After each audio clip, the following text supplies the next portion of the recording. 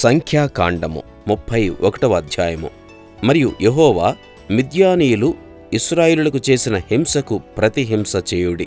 తరువాత నీవు నీ స్వజనుల యొద్దకు చేర్చబడదువని మోషేకు సెలవీయగా, మోషే ప్రజలతో, మీలో కొందరు యుద్ధ సన్నద్ధులై మిద్యానీయుల మీదికి పోయి మిద్యానీయులకు యెహోవా విధించిన ప్రతిదండన చేయునట్లు ఇశ్రాయేలుల గోత్రములన్నిటిలోనూ ప్రతి గోత్రములో నుండి 1000 మందిని ఆ యుద్ధమునకు పంపవలెను అనెను.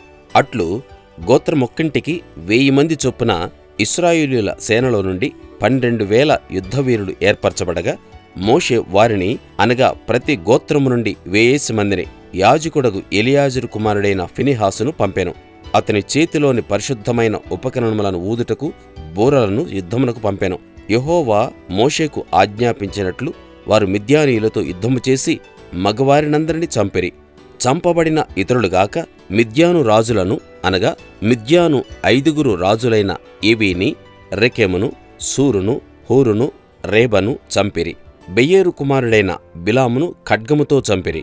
అప్పుడు ఇశ్రాయేలీయులు మిద్యాను స్త్రీలను, వారి చిన్న పిల్లలను చెరపట్టుకుని వారి సమస్త పశువులను, వారి గొర్రె మేకలన్నిటినీ, వారికి కలిగినది యావత్తును దోచుకునిరి. మరియు వారి నివాస పట్టణములన్నిటినీ, వారి కోటలన్నిటినీ అగ్నిచేత కాల్చివేసిరి. వారు మనుషులనేమి పశువులనేమి సమస్తమైన కొల్ల సొమ్మును, మిద్యానీయుల ఆస్తిని యావత్తును తీసుకునిరి. తర్వాత వారు మోయాబు మైదానములలో యెరికో వద్దనున్న యొర్దాను దగ్గర దిగియున్న దండులో మోషే యొద్దకును యాజకుడైన ఎలియాజరునొద్దకును ఇశ్రాయేలీయుల సమాజమునొద్దకును చెరపట్టబడిన వారిని అపహరణములను, ఆ కొల్ల సొమ్మును తీసుకుని రాగా, మోషేయు యాజకుడైన ఎలియాజరును సమాజ ప్రధానులందరూ వారిని ఎదుర్కొనుటకు పాళెములో నుండి వెలుపలికి వెళ్ళిరి.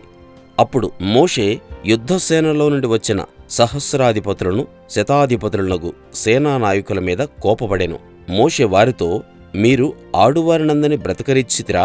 ఇదిగో, బిలాము మాటను బట్టి పెయోరు విషయంలో ఇశ్రాయేలుల చేత యెహోవా మీద తిరుగుబాటు చేయించిన వారు వీరు కారా? అందుచేత యెహోవా సమాజంలో తెగులు పుట్టియుండెను గదా. కాబట్టి మీరు పిల్లలలో ప్రతి మగవానిని, పురుష సంయోగము ఎరిగిన ప్రతి స్త్రీని చంపుడి.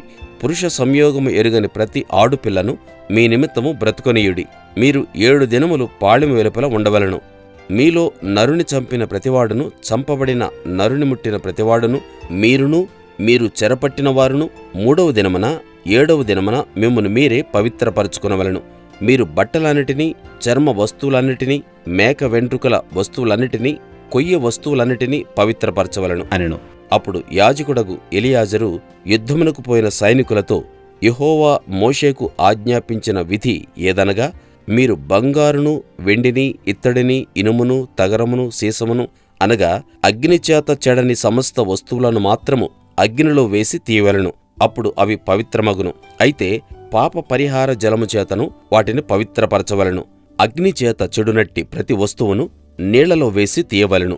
7వ దినమున మీరు మీ బట్టలు ఉతుక్కొని పవిత్రులైన తర్వాత పాళెములోనికి రావచ్చునెను. మరియు యెహోవా మోషేకు ఇలాగు సెలవిచ్చెను, నీవును యాజకుడైన ఎలియాజరును సమాజం యొక్క పితరుల కుటుంబములలో ప్రధానులను, మనుషులలోనేమి పశువులలోనేమి చెరపట్టబడిన దోపుడు సొమ్ము మొత్తమును లెక్కించి 2 భాగములుగా చేసి, యుద్ధమునకు పూనుకొని సేనగా బయలుదేరిన వారికి సగమును, సర్వ సమాజమునకు సగమును పంచిపెట్టవలను.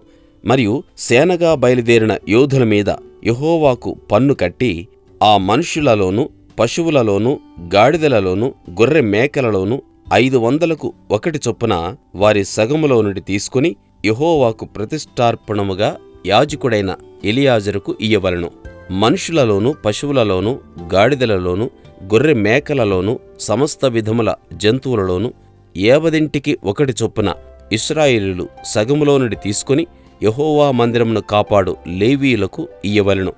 యెహోవా మోషేకు ఆజ్ఞాపించినట్లు మోషేయు యాజకుడైన ఎలియాజరును చేసిరి.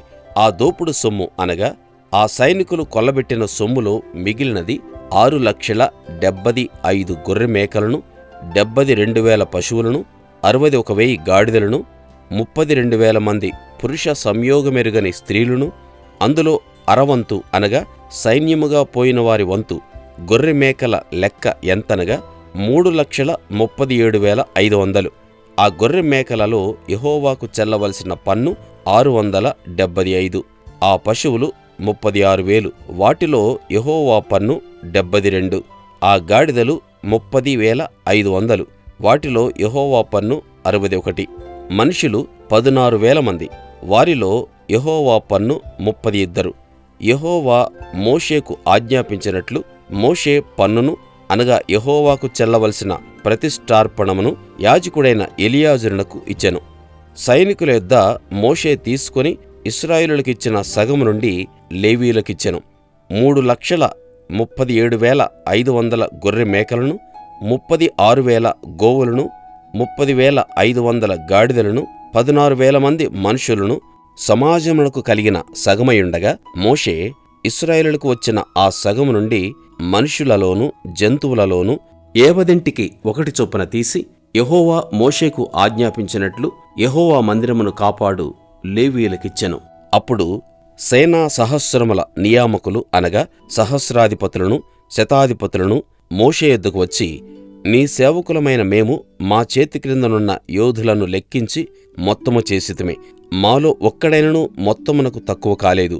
కాబట్టి యెహోవా సన్నిధిని మా నిమిత్తము ప్రాయశ్చిత్తము కలుగునట్లు మేము మాలో ప్రతి మనుషునికి దొరికిన బంగారు నగలను, గొలుసులను, కడియములను, ఉంగరములను, పోగులను, పతకములను యెహోవాకు అర్పణముగా తెచ్చియున్నామని చెప్పగా, మోషేయు యాజకుడైన ఎలియాజరు నగలుగా చేయబడిన ఆ బంగారును వారి యొద్ద తీసుకొనిరి. సహస్రాధిపతులను, శతాధిపతులను ప్రతిష్ఠార్పణముగా యెహోవాకు అర్పించిన బంగారమంతయు 16,750 తులములు. ఆ సైనికులలో ప్రతివాడును తన మట్టుకు తాను కొల్లసొమ్ము తెచ్చుకొనిండెను. అప్పుడు మోషేయు యాజకుడైన ఎలియాజరు సహస్రాధిపతుల యొద్ద నుండియు శతాధిపతుల యొద్ద నుండియు ఆ బంగారును తీసుకుని యెహోవా సన్నిధిని ఇశ్రాయేలులకు జ్ఞాపకార్థముగా ప్రత్యక్షపు గుడారంన ఉంచిరి.